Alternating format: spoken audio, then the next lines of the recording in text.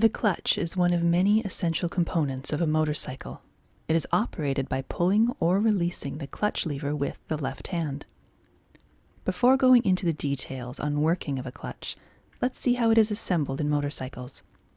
The power from the engine is converted to rotary motion by the crankshaft as shown.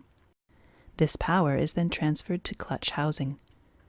The clutch assembly transfers power to the input shaft of the gearbox. The power is then transferred to the output shaft and eventually to the rear wheel of the motorcycle. The clutch assembly itself is a combination of several parts. It consists of a pressure plate held in place by using several springs and screws. This plate presses against the clutch pack. The clutch pack consists of several steel and friction plates placed in alternate positions. The clutch basket and the inner hub are assembled with their axes aligned to the input shaft of the gearbox. Now let's understand how a clutch works. The clutch basket freewheels with respect to the gearbox. The engine power will spin the clutch basket, but it will not transfer any power to the gearbox. However, the inner hub is connected to the input shaft of the gearbox. If we spin this inner hub, then it will also spin the gearbox input shaft.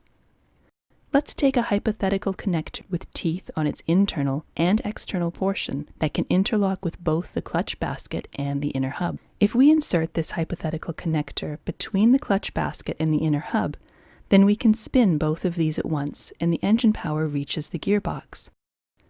And if we remove this hypothetical connector, the clutch basket and inner hub will be independent again and the engine power is disconnected.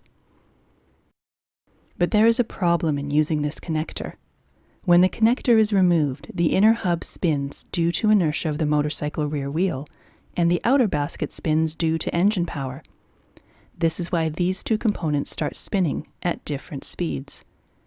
In order to interlock with both of these non-synchronized spinning components, the hypothetical connector will have to spin at two different speeds at the same time, which is impossible. For example, if it matches the inner hub speed, then interlocking this connector with the outer basket will be either impossible or too difficult. To eliminate this problem, the clutch pack is used in place of this hypothetical connector. Unlike our hypothetical connector, the clutch pack is a combination of separate circular plates. Let's take any two adjacent plates from the clutch pack. One of them is a friction plate and the other is a steel plate. The friction plate has teeth on the outer circumference, which always interlocks with the clutch basket and can slide sideways along this clutch basket. The plate spins with the clutch basket, but doesn't affect the inner hub. The steel plate has teeth in its inner portion, which always interlocks with the grooves in the inner hub and can slide sideways along this hub. This plate spins with the inner hub, but doesn't affect the outer basket.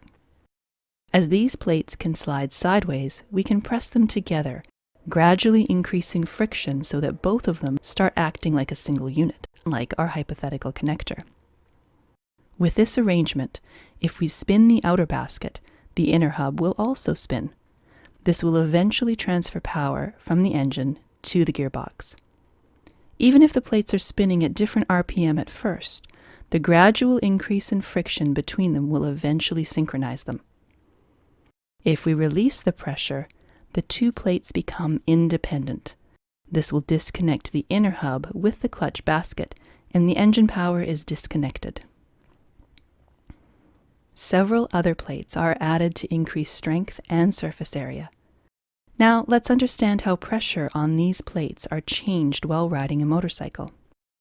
We use the pressure plate for this purpose. It has ducted attachments where a set of springs can fit in. A set of retainer bolts are screwed to the inner hub. This causes the spring to compress and apply force on the clutch pack, resulting in sufficient friction between the plates. We can release the pressure on the clutch pack by pushing the pressure plate outwards. We can control this pressure by pulling or releasing the clutch lever.